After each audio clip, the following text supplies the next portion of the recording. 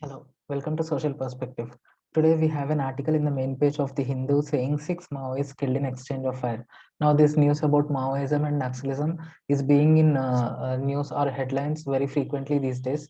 Hence there is a high chance that the question might be asked in exam about Maoism or Naxalism or social movement in general. So let us discuss this aspect of Maoism or Naxalism in social perspective in detail. In our syllabus, we have a chapter called Politics and Society in paper one. Under that, there is a topic called Types of Political Participation. According to Lester Milbrath, types of political participation are four. The first type are political apathetics. These kind of people do not participate in elections or do not participate in any kind of political debates or discussions. They know nothing about politics. They just turn blind eye to what's all happening in the society or politics. Now, these kind of people are present generally in authoritarian governments, because in authoritarian systems, political systems, whatever the people do, however the people come out and protest, they cannot change anything in the government. That's why people eventually turn blind eye to what's all happening around them, and they become political apathetics. This second kind of political participation is political spectators. Now, these kind of people participate in elections by voting, not by contesting. They express their opinion in political discussions or debates in their peer groups or relatives, etc. Apart from that, they do nothing. That means they do not try to come out openly, and they do not try to express their opinion in the form of dissent or protest. Now, most of the people lie in this category in democratic societies. They just act as mere spectators to what's all happening in the society. Rather than that, they do nothing except voting. Now, the third kind of people are transitional activists. These kind of people express their dissent and opinions so openly and very frequently or occasionally whenever any misgiving is or wrongdoing is happening on part of politics. Now, the people who are doing protest or hartals or rasta rokos are expressing their dissenting opinion in on social media and Twitter, etc., come under this category. The fourth category are gladiators. Now, these kind of people not only expressing their dissent or opinions openly, they also try to participate in elections by contesting. They try to get elected and they try to change the political system or social system. They have alternative social system or political system in their mind, and for that ideology they try to contest elections and change the social order or political order. Now, Maoists come under this category because they have alternative social system in their mind. Their ideology is different from the existing socio-political system. Though they are not directly participating in elections, they have political backing. That means communist parties are supporting these Maoists or Naxalists. Hence, they can be termed as gladiators. Next, under the topic protest, agitation, social movements, collective action, and revolution. This is nothing but categorizing various forms of opposition from the people. Dissent is nothing but general difference or difference of opinion or disagreement. This topic we have already discussed in yesterday's episode, so I'm not going into the very details. Dissent is generally difference of opinion or disagreement. Uh, this happens. This can be done by anybody. Now, I also can have dissenting opinion. I may not like vaccination policy of the government, or I may not like any other policy of the government. That means I am dissenting to the government. That doesn't mean I'm protesting.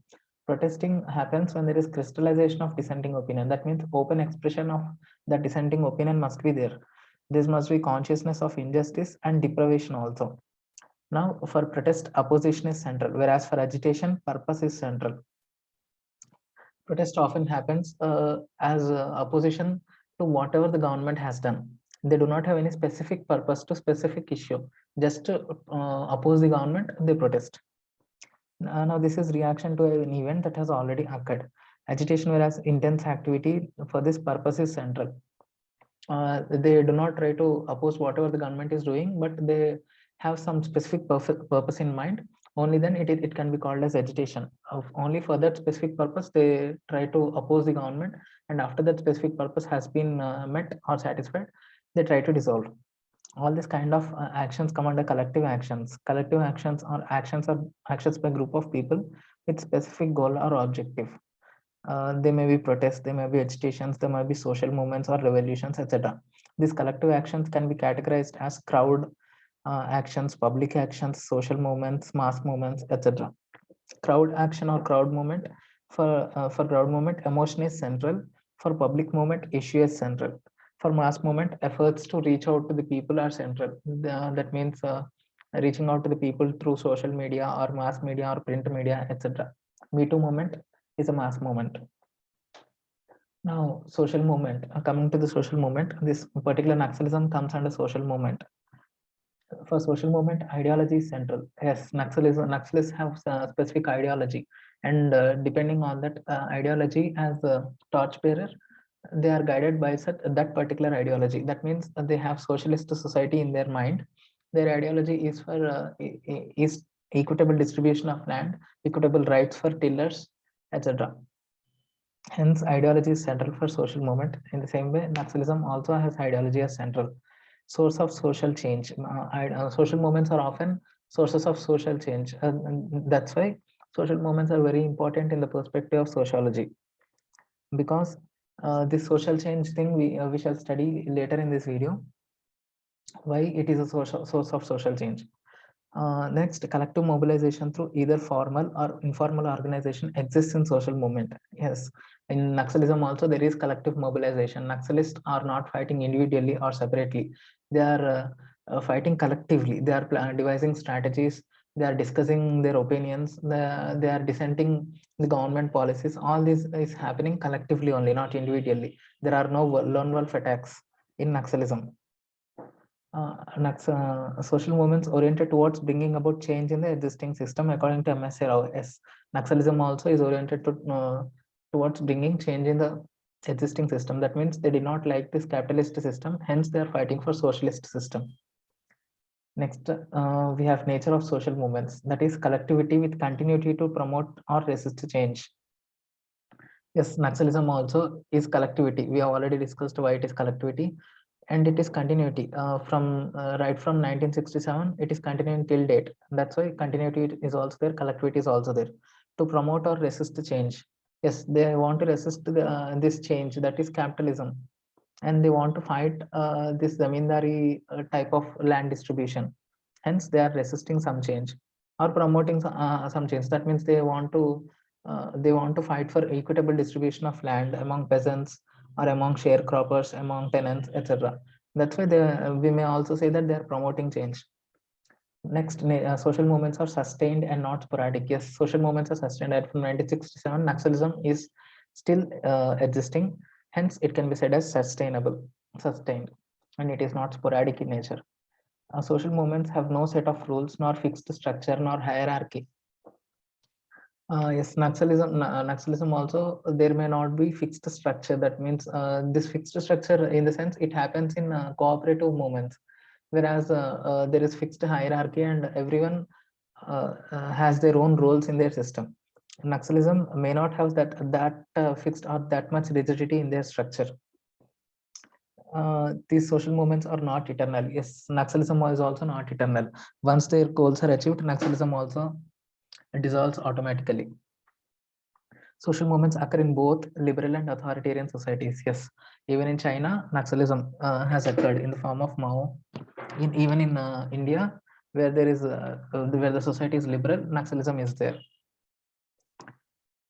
Social movements birth with an initiating event, according to Niels Melzer. Yes, Naxalism is also has taken birth with an initiating event. What is that initiating event?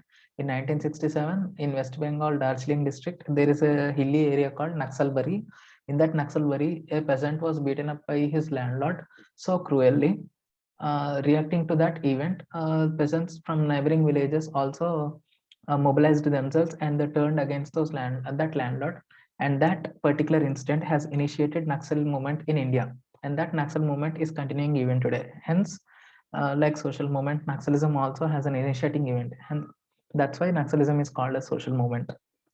Next, conditions for origin of social movements. There must be effort by a large number of people. Yes, large number of Naxalites are putting some effort, understand the problem. Yes, Naxalites have understood the problem very thoroughly, and they have no doubts or ambiguities about their purpose. Problem must be observable. Yes, Naxalites and other people also observing the problem. Even we can observe the problem. That means that is tenants have no land rights today. There is no equitable land distribution today. We have seen 86% of land, there is marginalization of land. Uh, uh, we have seen income inequalities in the society, hence problem is clearly observable. Problem must be objective also. That means whether there is consciousness or not in the society, that problem must be present in the society irrespective of social consciousness.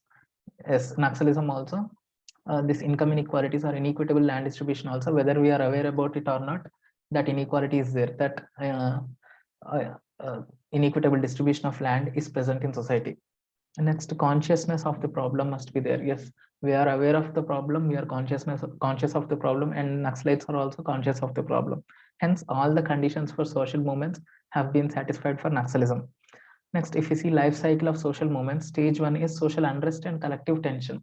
Yes, for many years, right from British have introduced zamindari system, there is social unrest and collective tension in the society.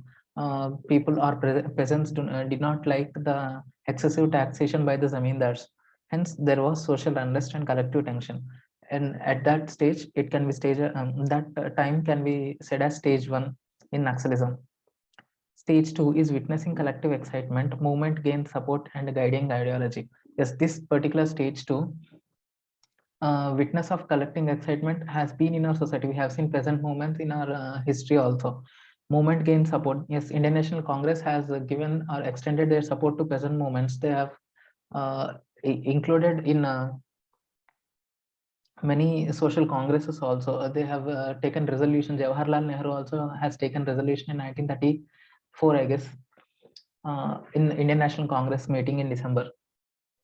That means that movement has gained support, and that particular stage can be said as stage two. Stage three is formalization stage. That means fundraising is systematized, ideology becomes clearer, strategy and tactics for protest and for action are drawn. This formalization stage, we can say it has achieved after 1967 only, because before 1967 there was no formalization. Hence, after 1967, when the that particular incident happened in Naxalbari, formalization has happened and fundraising has started only in that stage, only after that incident. Ideology has become clearer only after that incident. Hence, that stage can be said as stage three. Stage four is institutionalization. It crystallizes into definite pattern. Aims of movement become accepted in the society. Now, stage three does not long for very long. Once the strategy and tactics for protest and for action are drawn, fundraising happens very quickly. Hence, stage three does not last for very long. Stage four is institutionalization, crystallizes into definite pattern. Aims of movement become accepted in the society. Yes, some people have started accepting the aims of the movement. We also have seen many movies supporting Naxalite movement or Naxalites, or we have seen many sympathizers for Naxalites also. That is acceptance in the society. That aims of movement have been accepted in the society. Also, their movement and their strategies have been crystallized in stage four. That means they fight with the government in guerrilla warfare. They do not come out open with the police, and they do not try to fight with the police very openly. They do not exchange fire or arms openly. They have some specific pattern to fight. That means guerrilla warfare. Hence, most of the Naxalite tensions or Naxalism we tend to observe only in forest areas, in Nalamalla area, in Andhra Pradesh, in Chhattisgarh also, in Sukma district, in Odisha also. For most of these are forest areas. That means they have definite pattern to fight. They have some institution to fight. That can be said as stage four. Now, stage five is dissolution after achieving objective, while some dissolve even before. This stage has not yet been uh, has not yet come, because dissolution, we have thought the dissolution of Naxalite movement happened, but with recent events of Naxal upsurge, this dissolution hasn't happened yet. It may happen only after achieving their objectives. Now, if you see vital elements of social movements, ideology must be there. Yes, Naxalism has ideology. That means socialist ideology, equitable distribution of land, income equalities, etc. Collective plantation, sharecropping, etc. Now, collective mobilization must be there. Yes, Naxalites are moving collectively, not individually. Organization must be there. Yes, Naxalites have specific organization for them to perform. Leadership must be there. Yes, Naxalite have various leaders for them to guide the rest of the Naxalites. Hence, all the vital elements of social movements have been satisfied in that Naxalite movement. Now, if you see types of social movement, there are two types: old social movements and new social movements. Old social movements, reorganization of power relations, political ideology, economic well-being are the core elements. For new social movements, quality of life, human rights, self-realization, etc. are core elements. Now, if we try to categorize Naxalism as old or new, it comes under the category of old social movements because they are not merely fighting for improvement of quality of life or human rights or self-realization, etc. They are fighting for some political ideology, that means socialist ideology they have. They are fighting for economic well-being. They are trying to reorganize power relations with the government and the common man. Hence, social Naxalism fits under old social movement. Now, factors to the origins of social movement according to MSC Rao, there must be structural strain. Structural strain is nothing but every society has some cultural goals and institutional means. Every member in the society has some aspirations for his well-being. Now, if his aspirations are not being met with the existing social structure or existing social conditions, there exists some structural strain in the society. Because of that structural strain, frustration arises in the society, and from that frustration, social movements are born, says MSC Rao. Now, in this particular Naxalism, Naxalites or peasants have some aspirations for respectful dignity of life or better livelihood or better incomes from their work, for their work, or better power relations with the landlords, etc. They have some aspirations. As these aspirations are not being met with the existing social structure in those times, there existed some structural strain, and because of the structural strain, the movement emerged as Naxalism. Next, there must be relative deprivation, not absolute deprivation. Relative deprivation must be there. That means compared to them, other members in the society must be placed better or must be well off. In the Naxalite movement also, compared to the peasants or lower peasants, some rich peasants or wealthy peasants are better off in position. Zamindars are better off in positions. Those zamindars have no contribution to improve the productivity of land. They are well off in the society and they are enjoying all the social capital in the society. That's why there is relative deprivation in the society, and out of that relative deprivation, Naxalism has born, says Amesero.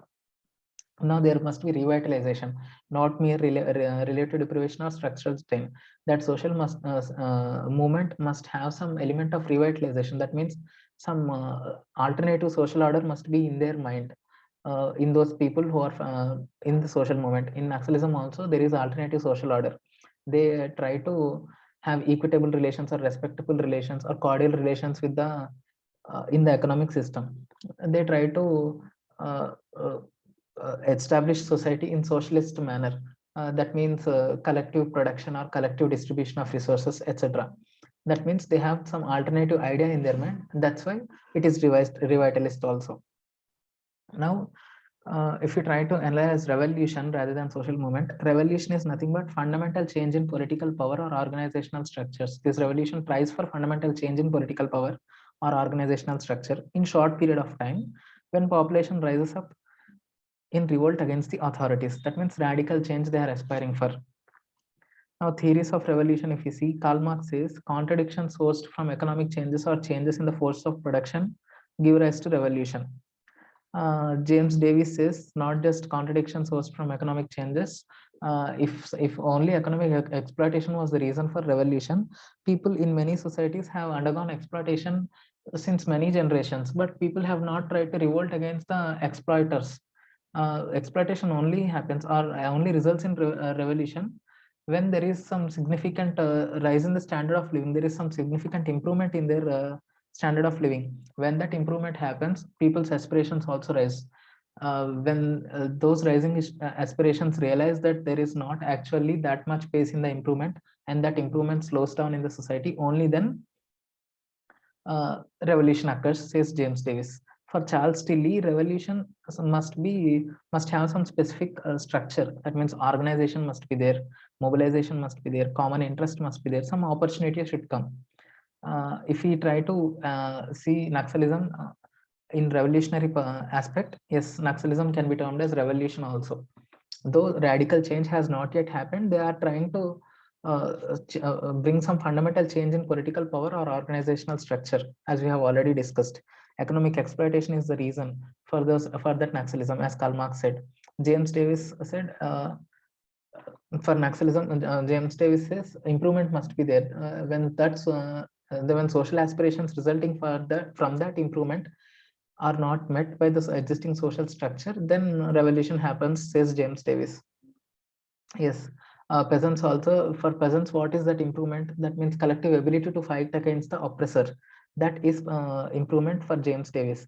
Hence, under James Davis theory also, Naxalism satisfies as revolution. For Charles Tilly, there must be organization. Yes, Naxalism has organization. There must be mobilization of resources. Yes, there is mobilization of resources. They are getting arms and ammunition from various sources. They are getting funds from various sources. Hence, there is mobilization of resources.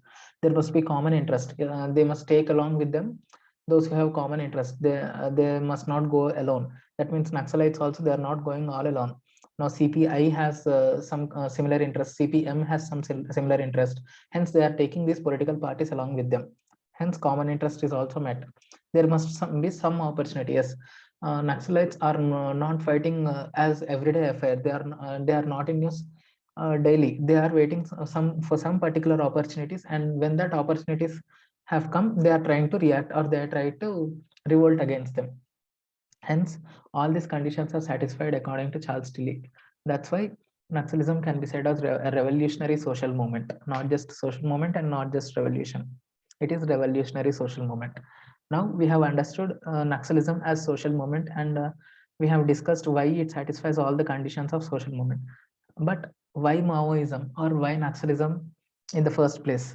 This particular element we shall try to discuss in thinker's perspective. Firstly, if we try to analyze the Maoism in Karl Marx perspective, for Karl Marx, class struggle, Maoism is class struggle, because have class has power over means of production. They have some hold over means of production, and they try to economically exploit have not class. Here have class is jamindars, have not class is poor peasants. They are trying to economically exploit poor peasants. Hence there is economic exploitation, and hence because of this economic exploitation, Naxalism has born, says Karl Marx. Until 1967, peasants have been a class in itself. That means there is no common consciousness among them to fight against the oppressor. Once the 1967 incident happened, they have turned into class for itself. That means there is common consciousness. There is sense of oneness among all the Naxalites.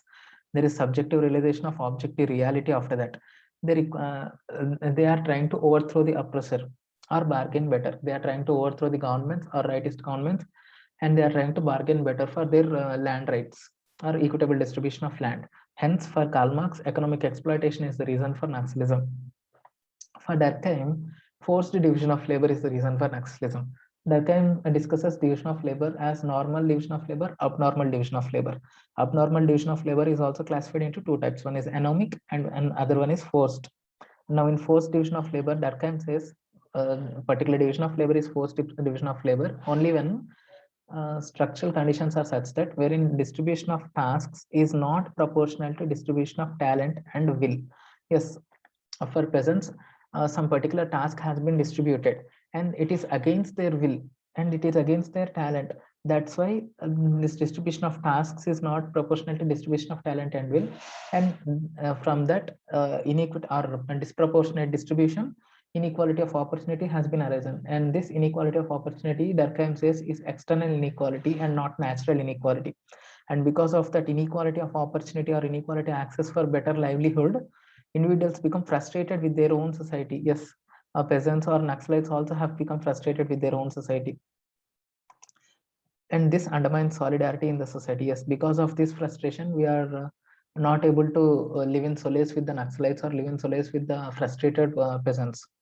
And because of those eventual or occasional Naxalite uprisings, there has been less solidarity in the society.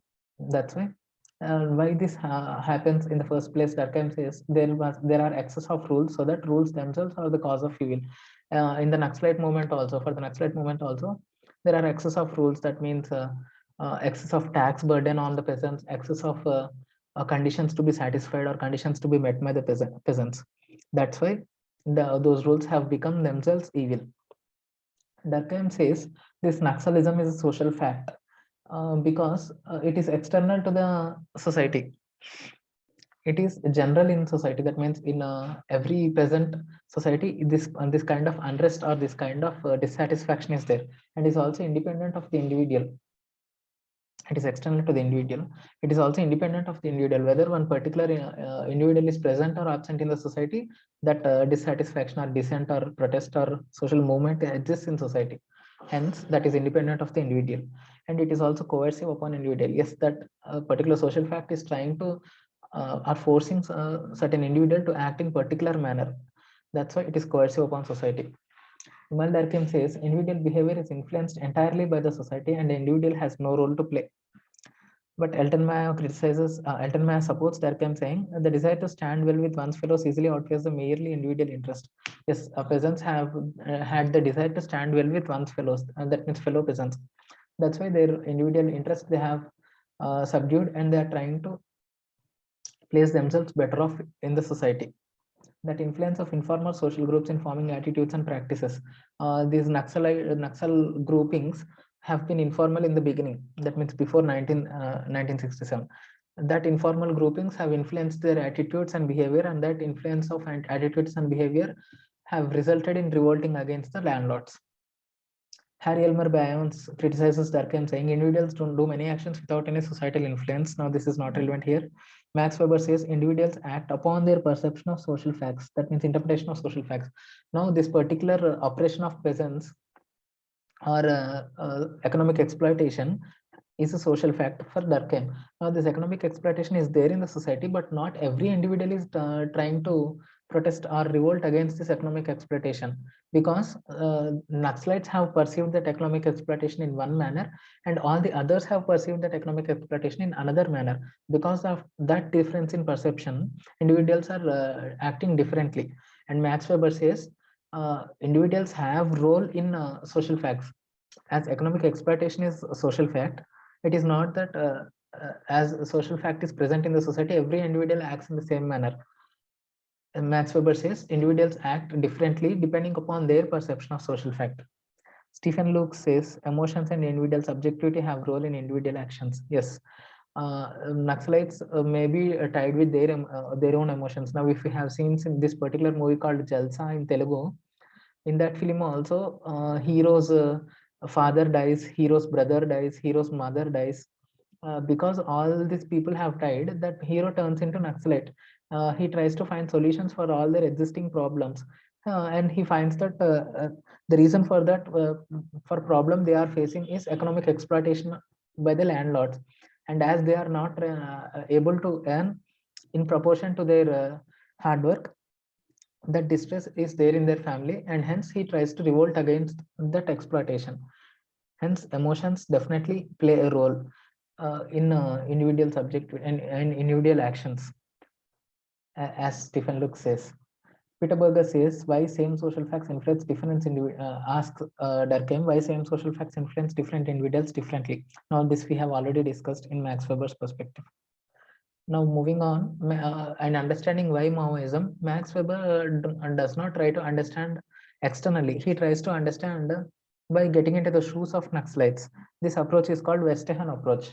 Western approach is understanding social actions at the level of meanings. That means why they are trying to revolt, why the dissent is there in their minds, why they are trying to oppress or overthrow the government, or why they have alternative social order in their mind.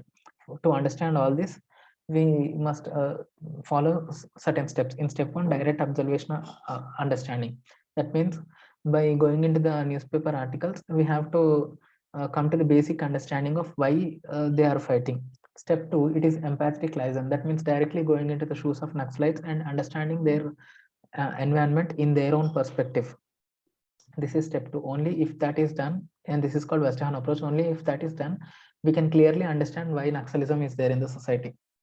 Max Weber classifies this Naxalism or the action that Naxalites are taking as social action because it is intended towards others. For Max Weber, social action must be intended towards others, and it must have both meaning and orientation. Yes, what they are doing has meaning.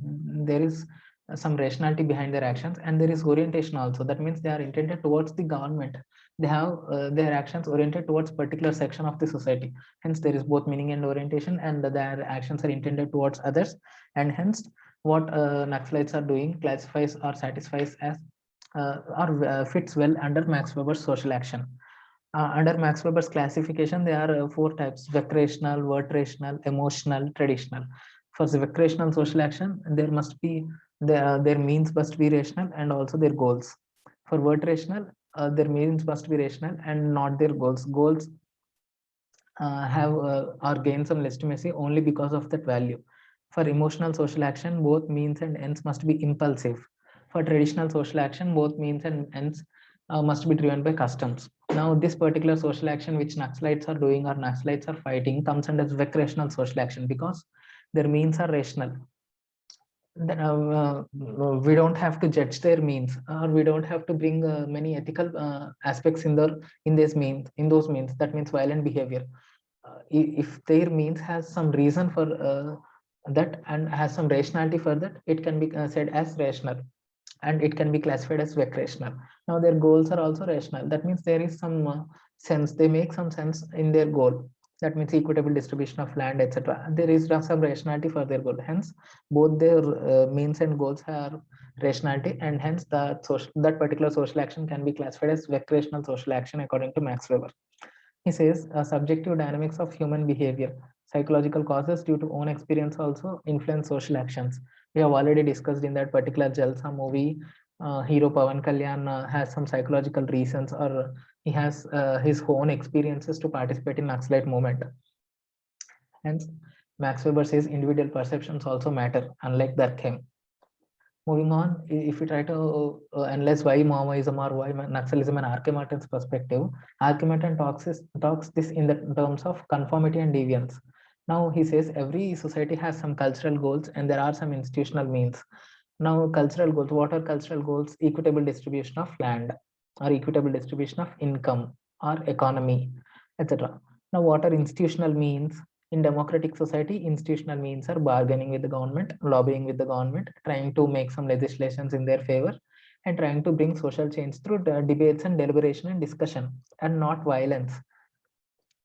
When there is unequal emphasis with the cultural goals and institutional means, there exists state autonomy. And yes, Naxalites have put more emphasis on cultural goals, and they have compromised their emphasis on institutional means. They do not try to bargain with the government. They do not try to participate in political debates or legislative actions, etc. And directly, they try to force violence upon the government. And they try to open arms. They try to exchange fire with the government, and they try to bring social order through that means. That means they are not following institutional means, and they have not laid any emphasis on institutional means. That's why there is unequal emphasis on cultural goals and institutional means. They have put more emphasis on cultural goals and less emphasis on institutional means, and hence this particular situation can be called as state anomy according to R.K. Martin. Now for this state anomy, there are 5 possible reasons, says R.K. Martin. Conformists, they try to put emphasis on cultural goals and institutional means. Naxalites are not under this category. Innovatives, they try to reach those cultural goals through innovative means. That means they try to innovate some new means to reach that goals.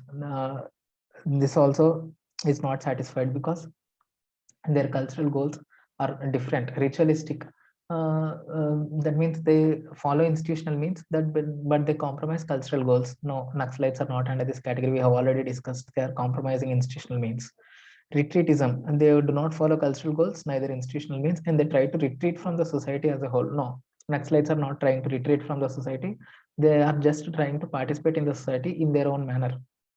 Now, rebellion, they also compromise cultural goals and institutional means, but they have alternative social order in their mind. Yes, Naxalism can be set as rebellion because their cultural goals are different than democratic cultural goals of democratic society. Their cultural goals are in a socialist manner. For them, every individual is equal in the society, and everyone must be placed in the same pedestal in the society. That's why their cultural goals and institutional means are different, and they have some alternative social order in their mind. Hence, they can be termed as rebellions. Now, why only particular individuals deviate in that particular manner? R.K. Martin has not said, and the other socialists have said. Bernard Lander says this is due to social disorganization. Walter Miller says this is due to thrill. No, Naxalites are not fighting for just for thrill. Cloud and Olin says this is due to criminal subculture. This may be partly true. Not all the Naxalites have criminal subculture. David Macha says this is due to mood fatalism. No, this is not the case, because in mood fatalism, people try to deviate from the cultural goals and institutional means, because everyone is deviating, and they find no purpose only in them following the institutional means. Naxalism also not does not fit under this category. Now Howard Becker says because of labeling. Now if we try to label particular person as a Naxalite, he in real acts as a Naxalite. No, that is not the case for Naxalism. The actual case is frustration and social disorganization. Yes, peasants or Naxalites have got frustrated with the existing social order, and they have got frustrated with the organizational structure in the society, and they have got frustrated with the political ideology, and hence they are trying to deviate from the cultural goals and institutional means. And thus, as Albert Cohen has rightly said, frustration is the reason for the deviance of Naxalites. Further, Parsons discusses this Naxalism in social system or cybernetic hierarchy perspective. He says there are four kinds of systems in social system. One is cultural system, social system, personality system, and organismic system. Now, organismic system is a storehouse of energy, and cultural system is storehouse of information.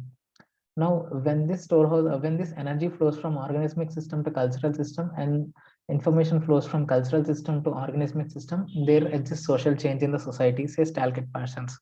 If we analyze Naxalism in this perspective, yes, energy has flown from organism to culture for sure, because earlier only some particular individuals used to revolt against the landlords. That means that energy to revolt against the oppression had been present only in some particular individuals or some persons earlier. Now, as that energy has flown into the culture, it is flown into the society, and it has flown into the culture, social change is there. Also, information. Earlier, information or transparency, information here is nothing but ownership on means of production. Earlier, that ownership on means of production used to be as a culture, or used to be in the society as a whole. As that ownership on means of production has diffused from culture to society to some particular persons, that means zamindars, there is social change in the society, says Talcott Parsons. Because of that change in the direction of energy and information from organismic system to cultural system, and cultural system to organismic system, there is social change. Now, how to restore that social change? Talcott Parsons says it is due to socialization or social control. Socialization is nothing but imbibing values, norms, morals, etc., are trying to integrate them into the mainstream society. We have seen socialization tactics of the government. That means if Naxalites surrender to the police, they are integrated in the society and they are given government jobs, etc. Such tactics come under socialization tactics. They are trying to restore social change. Police are trying to restore social change. And social control tactics are nothing but enforcement of law, police action, etc. Enforcement of law is nothing but land reforms, or tenancy acts, land sealing acts, etc. All these come under enforcement of law. Police action is nothing but opening fire against Naxalites, combing operations. All these actions come under social control. Hence, police are trying to use both socialization and social control tactics to restore the social change, as Talcott Parsons has suggested. Talcott Parsons also discusses about functional prerequisites. Now, whenever there is a social change in the society, Talcott Parsons says there is adaptation. Economic system tries to adapt to the social change. Uh, in this particular scenario also, if we want to gain sustainability and stability in society, we have to adopt, economic system must adopt to the change. That means our land distribution must be equitable, our income distribution must be equal in society or proportionate to what people are doing. That kind of adaptation must be there with economic system. Political system also, goal attainment must be there. If goal attainment is there, Naxalism can be shunned. That means politicians always try to attain their goals, or equitable distribution of resources, or inclusion in the development, etc., to their actions, through their actions. Now, only when such goal attainment is failed by political system, this kind of Naxalite events happen in the society. Now, integration, we have already discussed, integrating Naxalites into the mainstream society by social system. This cultural system is irrelevant here. Hence, Parsons says there are functional prerequisites: economic system, political system, social system. All these try to bring stability or restore social change in the society, and that and such actions are functional for target persons. Now we have discussed this particular Naxalism in social movement perspective.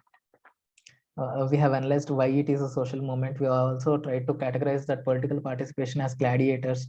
We have discussed dissent, protest, agitation, collective actions, and then social movement. Nature of social movement we have discussed, and we tried to match it with Naxalism. Conditions for origin of social movements we discussed, and we also discussed we have drawn some parallels with the conditions of origin of Naxalism.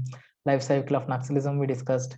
Vital elements of Naxalism, social movements we discussed, and as all these vital elements have been satisfied in the case of Naxalism, we ensured that Naxalism is a social movement, and we categorized that Naxalism as old social movement.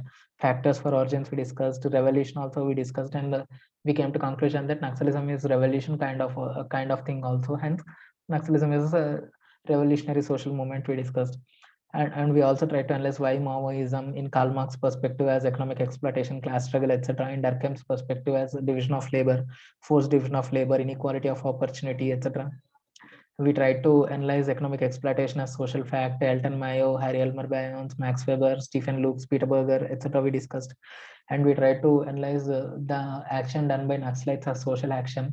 And we adopted Westerhan approach and tried to understand why that particular behavior is adopted by the Naxalites. We have also discussed Archimedes, conformity and deviance, and we have categorized Naxalism as rebellion kind of deviance. Also, we discussed why Naxalism or Naxalites are deviating in that particular manner, because Albert Cohen says frustration is the reason, social disorganization is the reason. We have also discussed Talcott Parsons' perspective, cybernetic hierarchy. That means the energy to revolt against the oppressor has flown from organism to culture, and information, that means ownership of means of production, has flown from culture to organism, and that's why there is social change. And police are trying to restore that social change through socialization and social control, etc. Also, we discussed functional prerequisites, how these functions, how these prerequisites are functional to the society in restoring social change and bringing stability in the social order. That's all we have for today. If you like the content, please like, share, and subscribe to Social Perspective. Thank you and have a nice day.